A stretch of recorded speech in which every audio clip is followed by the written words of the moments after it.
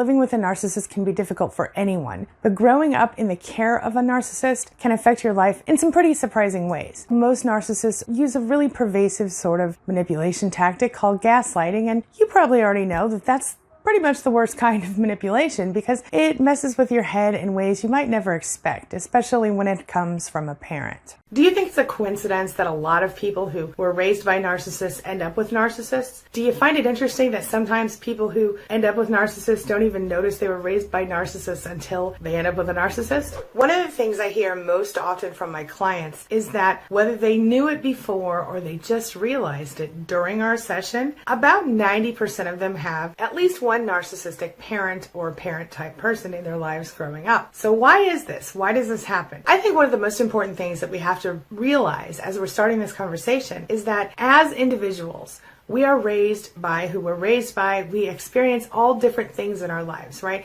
We have little bits of information coming from our teachers, our friends, our parents, our siblings, everyone in the world around us. Not just the people, but also the situations we're dealing with. If we were raised in poverty, that's going to affect the way we think. If we were raised spoiled rotten and we never needed for a thing in the world, well, that's going to affect the way we think. If our parents were hippies, if our parents were lazy, if they were possessive or controlling, all of those things are going to become part of who we are. As we grow up, we develop the ability and in fact the right, and I think the responsibility to choose who we want to be. But before we become aware, before we wake up and we know that, we are quite literally, and even sometimes after we wake up and know that, we are quite literally the sum of our experiences. When you look at it from that perspective, we sort of, without even recognizing it, have a certain blueprint for ourselves, that we become exactly what we are sort of raised to be. Now, when we have a narcissistic parent in that mix, it really throws us off. You probably spent most of your childhood thinking you weren't good enough. When you got home, your dad was no longer Mr. Wonderful, and your mom, maybe she wasn't quite so kind, or she was very demanding, or she was very concerned about her image. You were the only one who really understood who they were. You were expected to be perfect instead of a child. You were expected to be strong. You were expected to be something that maybe you weren't. When you're raised by a narcissist, a lot of times you grow up feeling like something's wrong with you. And sometimes you might even recognize that your parents aren't like other parents, and maybe those people should get help and try to fix themselves. But the fact of the matter is that as a child, you know better than to request that your parents fix themselves. You know better than to actually request much of anything from your parents. Until you actually discover that there's such a thing as narcissism, you probably go around trying to fix yourself, don't you? Obviously, narcissists come in all shapes and sizes, race, culture, creed, religion. None of this is an issue. Nationality, what country they live in, how much money they make.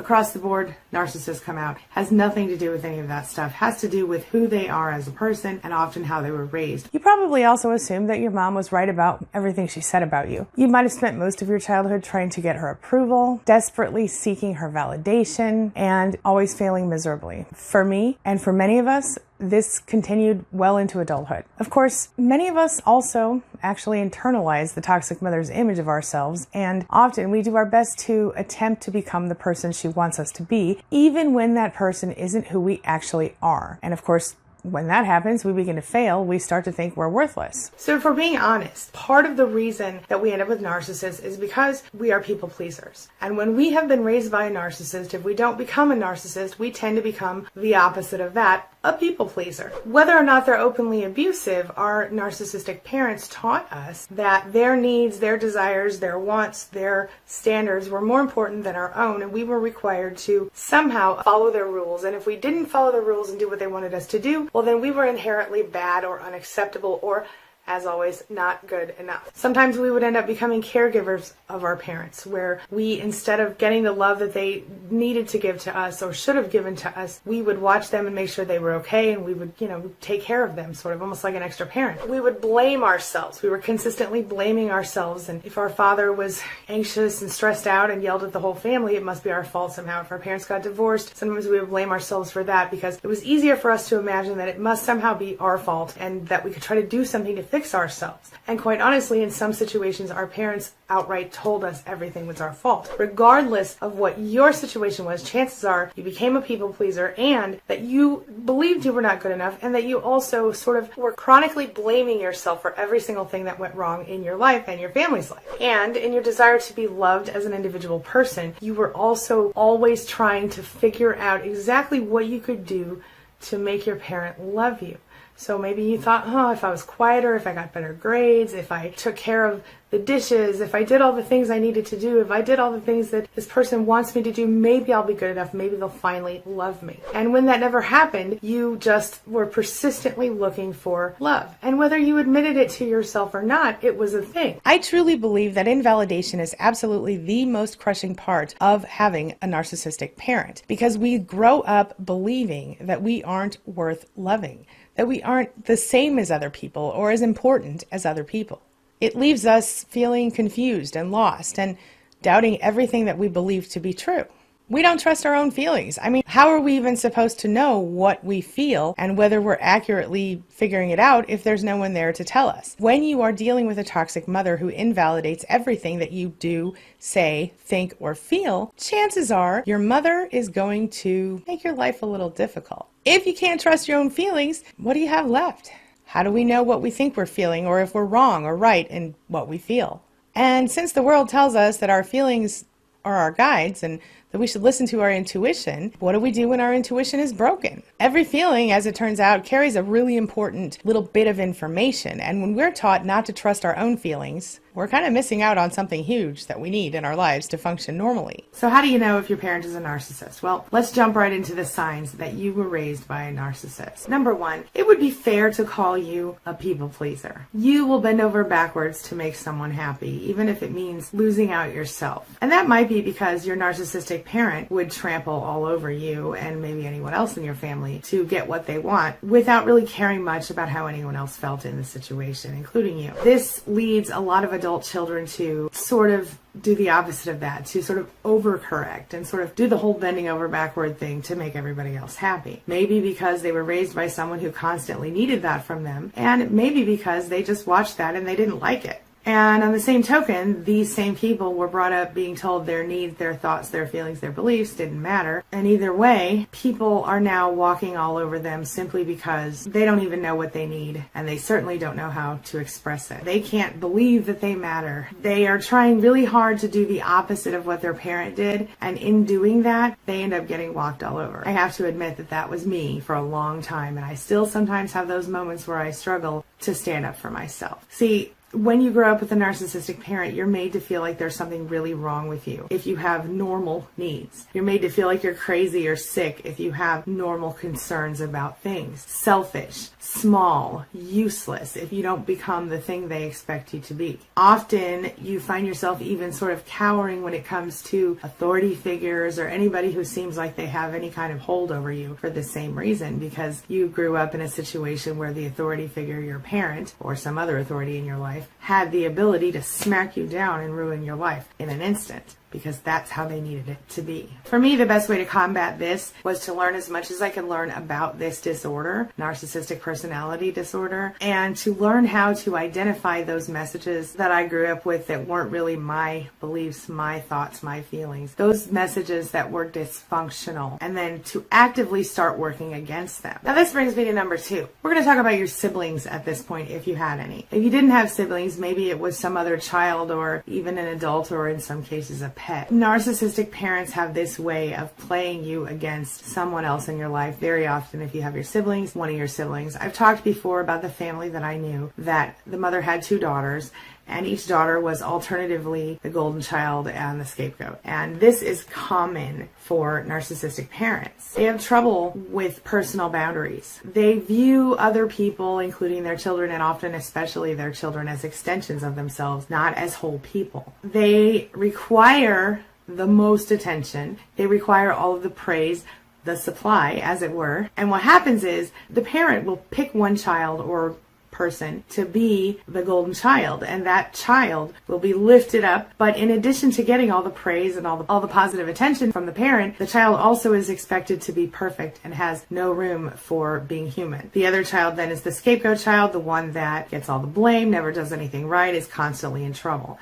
And like I said, these roles can alternate between kids and families. Sadly enough, if the roles remain pretty consistent throughout their childhoods, you will experience kids who had two entirely different childhoods in the same house. Any of that sound familiar? Not only that, but you'll be incredibly competitive with your sibling, whether you want to or not. You will always feel like everything you do is being compared to that other sibling. And that's the case especially for the scapegoat, but even for the golden child, because in some cases the scapegoat, despite the abuse, often rises up above the golden child, because the golden child has this really twisted idea of how good they really are, or they have this sometimes rebellion against what they are, and so they kind of fall. You end up being compared to the other sibling, if that's the case in your family. Any of that sound familiar? If you happen to be the golden child in this equation, you might resent your sibling because they were under less pressure than you. But also, if you were the scapegoat child, you might resent your sibling because they got more attention and apparent love than you. Either way, you have to understand that your narcissistic parent probably intentionally put you up against each other, partially so that you couldn't be closer to one another than to them. It's all about serving their own needs. It has nothing to do with either of you, and it's not your fault. The best thing that you can do is to reach out to your sibling or to the other person in this situation and explain what you've learned and see if you can work something out. If you can't, just move forward and try to do the best you can from here on out. The good news is that in certain ways, this could actually work to your benefit, because you could end up really bonding with your sibling over this shared negative experience. And you could sort of rebuild the family that you no longer have as a result of it. Number 3, sometimes you feel like there's more going on than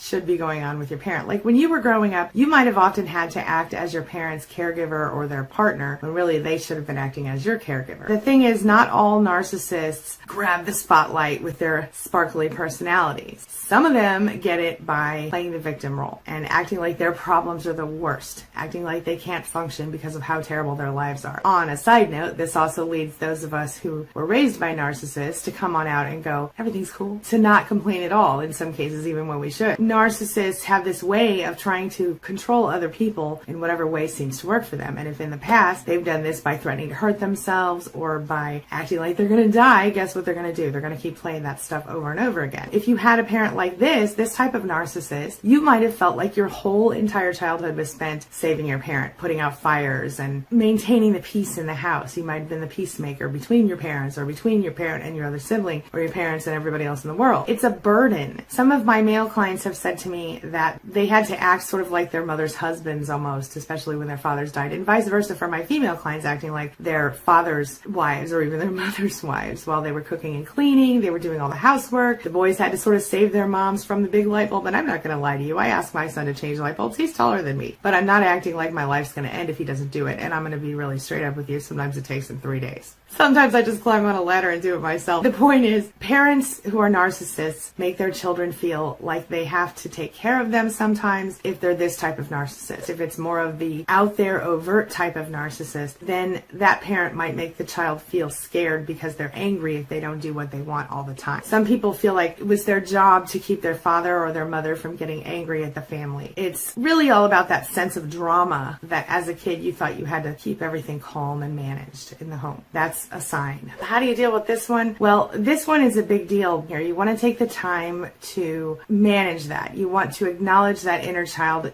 within yourself. Ask them what they need. Ask them what they needed that they didn't get. What do they still need that they didn't get? Acknowledge the emotional needs of yourself and that child that you once were. Acknowledge that those needs were not met by your parents. Number 4, you base your value on whether or not your parent or some person in your life thinks you're doing the right stuff. Or you have certain performance-based objectives in your life. Maybe you became a doctor because that's what your mother wanted, or maybe you didn't become a doctor and because of that you think you're not good enough because your father always said to you that you should be a doctor. Maybe you feel like you have to always be on, or you have to be performing, or you have to be the family advocate, or whatever. You may or may not have low self-esteem, but chances are that you might, even if you don't realize it. You might be a workaholic because work is the only thing that ever gave you any sort of reward. When you learn something that you can produce and share with the world, a lot of times you completely dig into that. You become a little bit more detached, a little bit more self-contained than your parent in this effort to achieve. So chances are you're either going to be a high achiever or you're going to say, I'm not good enough, and so I'm not going to try at all. Number 5, another way you can tell that you have been raised by a narcissist is that you don't have a really strong sense of yourself. What do I mean by that? Well, maybe you found yourself in a career that you didn't really choose. You kind of just fell into it. Maybe you felt like you never really were sure what you wanted in your life. And maybe you felt like you were supposed to grow up and be what your parents told you to be, or what your mother or father was, because that's what they told you was the right thing to do. Maybe you felt like you had to jump into the family business or something like that. If this is the case and you're still not sure how to handle it because you feel like you're still being sort of directed by your parent as an adult, what are your options? Number 1, you can learn how to gray rock them and try to just deal with them. Number 2, you can totally go low contact or no contact if that's something you feel like you can do. Thing is, most narcissistic parents will never admit or acknowledge that they did a whole lot of things wrong. And if or when they do, it comes out like, oh yeah, you had such a terrible childhood, didn't you? Or I did my best, poor me, how dare you say anything else? Or something along those lines. Sarcasm, anger, or the victim role, one of those things. Or how could you possibly say that? I was the best mother in town, everybody said so, or whatever. The parent is likely to deny any sort of problem with themselves, and if they do see anything wrong with themselves, they're probably going to have some sort of justifiable reason to have had the problems, such as, well, your father left me, or your mother was a drunk, or my job was terrible, or something, some excuse, someone else or something else to blame for the trouble. What it all comes down to is that if you had a narcissistic parent, chances are they did not have empathy for you. So if you are a parent yourself, or if you're thinking about becoming one, and you want to avoid making your child a narcissist, teach them how to care what people think and feel. Teach them to care how people feel. Not just care, but to understand. You can start this at the smallest of ages. As soon as they can speak, they learn that a smile means happy and a frown means sad. As they get older, as they're 5 and 6 years old, you can say to them, how did you feel when this happened to you? You teach them to identify their own emotions. And if you want to teach, an 11 or a 12-year-old empathy, you ask them, how do you think it made that person feel when you said or did this thing? Or when this person on TV said or did this thing? And as they get older, you just remind them to have empathy, to care how other people feel, but not to allow other people to walk all over them. You have to understand you are not responsible for your parents' abuse. As survivors of this type of abuse, we very often blame ourselves for everything that has gone wrong in our lives, and we look for ways to make ourselves better, which in many ways seems to be the only thing that makes sense to us, because our parents teach us that they're perfect, or that they're near infallible, or if they are fallible, then it's our fault somehow. And maybe it just has more to do with the fact that we need to maintain hope. We need to believe that things are going to get better, and so if we can stay focused on how we can fix ourselves or what we could be doing better, maybe it's a little bit of how we survive. With that being said, I think it's important to talk about one more major quality that happens to kids who are raised by narcissists, and that is insecure attachment. So first, I think it's important to define secure attachment, and that is our level of comfort with being attached to other people and trusting that that attachment is safe and okay for us.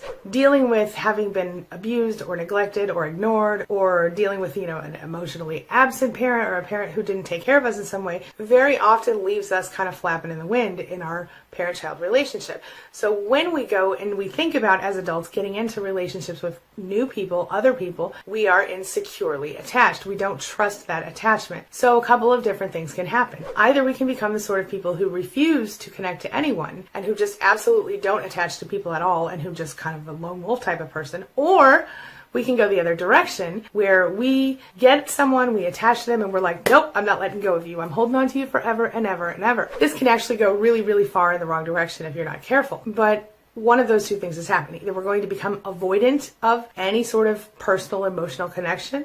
We're going to refuse to attach. That's called avoidant attachment. Or we're going to be so excessively upset, nervous, anxious about it that we're going to do the anxious attachment thing, where we're going to just constantly be chasing love, chasing love, chasing love.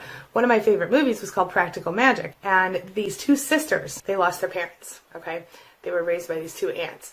And in the movie, they're watching their two aunts from the stairs, do some magic spell on some lady who's desperate to get this man back. And one of the sisters goes, I hope I never fall in love. She can't even imagine the horribleness of that moment. Why anybody would want to feel like that? Because this woman was feeling very desperate to get this man who wasn't available to her. And the other sister goes, oh, I can't wait to fall in love. See, so one sister was doing the avoidant, I don't ever want to be with somebody thing, and the other one was like, oh my gosh, I'm chasing love. That thing happens to us. So as we grow, as we move forward, as we seek new relationships, this becomes a problem for us.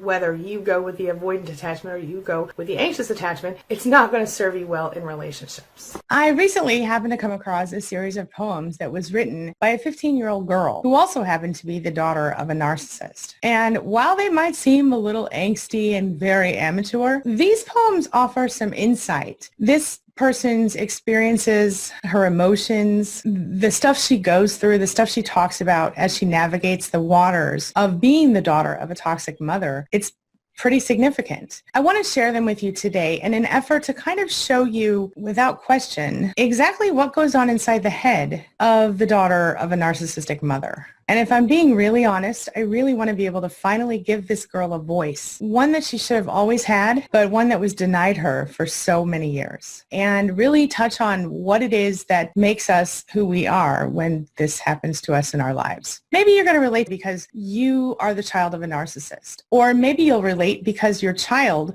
is the child of a narcissist. Maybe you want to know how to make your kids feel better or how to protect them from their narcissistic parent. Maybe you just want a little insight into the mind of a daughter growing up with a narcissistic mother. Whatever it is that you're looking for, stick with me because I think you'll be pretty surprised at the types of insights we can gain from these poems today. Don't worry, they're not long. Let's just take a look at them, shall we? The first one is called Family. Tears fall from my eyes. I care not to claim my family ties. They hold me down, they let me out a bit, but then pull me back again, only to find things worse. The others, they've got it so good, but they don't know it. They don't live with me. I wonder why they try to make it seem so bad. Why do they try? This poem seems to point to the pretty obvious toxic family dynamic this person has going on in her life. She feels oppressed. She feels invisible in her own family. She feels jealous of her friends who have normal families, parents who actually seem to care about them in ways that her own parents don't. The next poem is called Enemy. The world is your enemy, my child. Believe not what they tell you. When they tell you that they love you, they lie. The world is your enemy, my child. They care not about you. They only want what you have to give. The world, my child, is your enemy.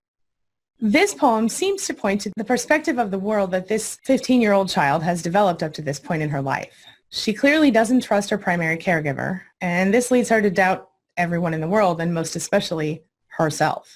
She feels unsafe in the world because, if we're being honest, up to now, everyone in her life has left her feeling lost, abandoned, alone, and, to be honest, not good enough. She feels like she needs to be completely self-reliant, and yet she doesn't feel that she can count on herself. Just a glimpse into the future, this kid, ironically, less than 10 years later, would find herself married to a narcissist as well. That's more common than you think. The next poem is untitled. Trust no one. You have no one to trust. The world is a liar. It won't stay faithful. Lies only hurt more than truth. Actions speak. Where to turn? I am lost. I have no one to confide in. I shall soon be a flat little pile of emotion with no purpose to life except to be sick and in pain. I am dying. I am going now to speed up the process. Yes, angst for sure. And clearly the dark sentiment of this child continue in this poem, which she wrote immediately after a betrayal by her toxic mother. She clearly feels alone and she seems to be in gut-wrenching emotional pain here. She feels completely destroyed and feels like she's living in hell at the hands of a completely unempathetic mother from whom she cannot escape. The next poem is called Love. Love? Confidence slain by harsh words, I cry. I know not what to do. She hurts me, but then expects love and respect. She only receives deep resent and hatred and death wishes. Death should be granted to the lonely, the miserable, and the mothers. Hell is for me. What this girl is touching on here is the toxic parenting she has been exposed to up to this point. She talks about how she's been humiliated and emotionally devastated by her toxic mother's behavior in public, the way she chooses to discipline her. She feels oppressed and also silenced. And she's reliving the trauma of having been called out in a public way by the narcissist. She painfully remembers the way everyone's face looked as they stared at her while her mother dressed her down in front of them. The looks of pity, the looks of disgust. She silently begs for peace, as she clearly begins to recognize that the type of love she was getting from her narcissistic mother wasn't love at all. That isn't real love. It's toxic. And here she is at 15 years old starting to recognize that. And yet she also feels like she can't get away from it. She can't escape it unless she ends her own life. It's very sad. The next poem is called Alone. Leave. I beg you silently. Leave me alone. I do not want your love or affection. I want you to leave me alone. Your kind of love is not the kind of love I need. Humiliation is not a good teacher. The names, the faces, the feelings garbled up with you to me spells suicide. Please, I beg of you, leave me alone. In this poem, the author is talking about the way that she feels after having been emotionally abused for so long by her mother. And she is making it really clear exactly what that feels like to her. And clearly, she, once again, sort of alludes to the fact that she feels like suicide is the only out for her. It's very unhealthy. The final poem we're going to touch on today is called It is Depression. It is depression when it hurts to smile. She makes me cry with just a look. She hates me. Why does she keep me around if she hates me? It is depression when you know that your own mother hates you. I carry this weight that I do not need. It is depression when you have no willpower. It is depression when you are me. I am depression. In this poem, clearly the author is expressing her pain. She's talking about what emotional hell she's living in at that moment. This is a deep situational depression where she's not functioning on any sort of healthy level at all. This is a direct result of the abuse that she's been experiencing at the hands of her narcissistic mother. In the poem, she's describing exactly how her mother makes her feel, how her mother can just look at her and make her cry. And she makes it clear that she feels like her own mother hates her. She feels the psychological weight of this oppression, and she's angry at herself for not being able to stand up for herself. Does any of this ring true for you? Have you experienced these types of emotions in your life? If so, you might be dealing with a toxic mother. So you're probably wondering, who was the mysterious author of these poems? Well, if you've stuck with me this long and you've known me very long, you might have guessed that it was me. I found the poems while I was digging through a bunch of my old writing stuff a few months ago, and I saved them because I wanted to share them with you. I did this for a couple of reasons. Number one, reading them back made me remember exactly how it felt to be the kid who wrote those poems. It offered me some insight. And number two, they sort of validated me, because if I ever doubted my experiences, reading these poems helped me really see and reconnect to those experiences for myself. It's really easy for us to develop abuse amnesia, even when you do what I do for a living. It's easy to forget how difficult it was to go through the pain that we went through. And it's super easy for us to wonder, was it really all that bad? The silver lining in all of this is kind of gave me some insight that I'm really grateful for. And that is that I've managed to give my kids something that I always intended to give them, which was the support and the encouragement that they needed to be able to see themselves as real people, to understand that they are whole, they are legitimate, and they are worth being heard. I've helped them gain the knowledge that their thoughts, their feelings, their beliefs are valid and worth having and worth discussing. The understanding that they are loved unconditionally and that they deserve to be happy and healthy and whole and safe every day of their lives, and that there's power in their own voices. So in producing this video, in sharing this information with you, I gave my inner child a voice. But I also shared with you maybe a glimpse of something that resonates for you. If you're here because you want to prevent your own kids from experiencing this pain, or you're here because you want to reparent your own inner child, then this is the bottom line on what you need to know and the value that you can take from this video today. Your inner child or your actual child should each be able to embrace certain understandings about him or herself. And these include the following. Number one, you are a real person who is whole, legitimate, and worth being heard. Number two, your thoughts, your feelings, your beliefs, your ideas, they are valid and worth discussing. Number three, you are loved unconditionally, and you deserve to be safe, happy, healthy, and whole in your life. A side note on this one, being loved unconditionally as an adult is something that you can do for yourself, but you can't really expect from anyone else.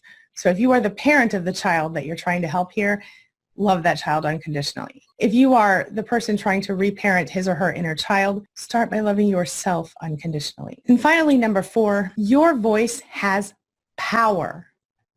Your voice has power. And you should use your voice to express yourself with love in the most effective way that you can.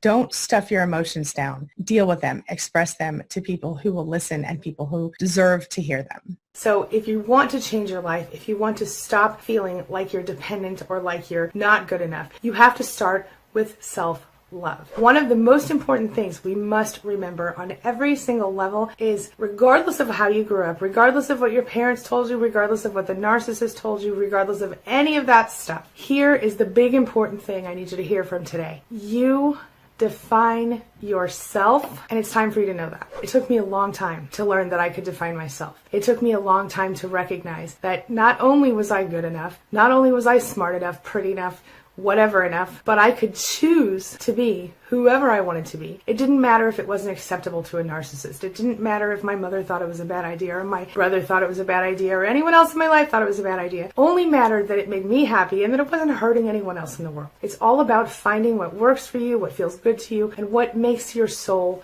feel alive, what makes your heart sing, the thing that gets you going in the morning, or that could if you found that thing. It's all about loving yourself. Ultimately, it's all about loving yourself, and I didn't even really know what that was until I managed to do it. So I want you to start today, right now, by dropping all of that old junk, all of those old perceptions, those voices in the back of your head that are telling you you're not good enough.